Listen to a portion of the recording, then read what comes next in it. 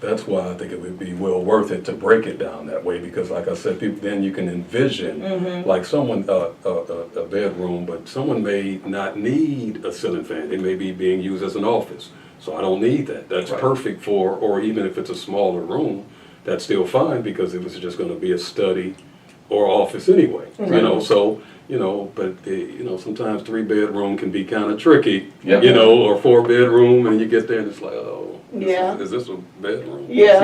And we rebuilt the whole, like, it's called a subtable, it doesn't really matter, but we rebuilt that entire system, again, from the ground up. And while we were looking at how to design that and what we wanted to put in there and all that, we're looking at, like, how many rooms have been used on listings and who's using what and all that, and do we really need this data or do we want this data, whatever it might have been.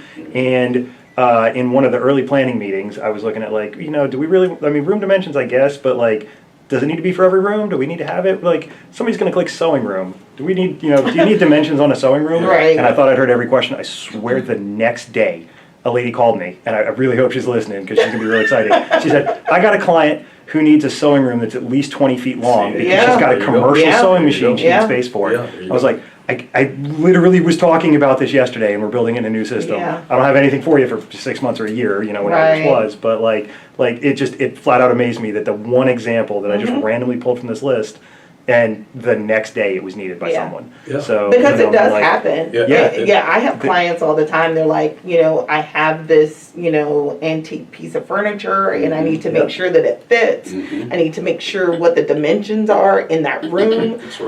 So even though it seems like it's going to be more work on the front end, it's going to pay off on the back end because that may save us time as realtors to have to go out there, you know, schedule an appointment to go out there and find out that to measure exactly. Or we have our measuring tape, or I do the old footstep, one place 1 foot in front of the other as a foot, which I've tested it both ways. So over the years, I no longer have to have the tape measure or the wall measurer, you know, to do the.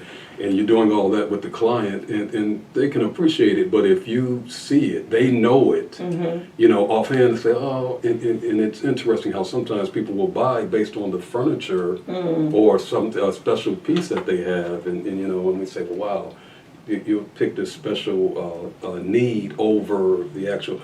But there are people that will pick something based on, I have a specific need, and I want it to be here.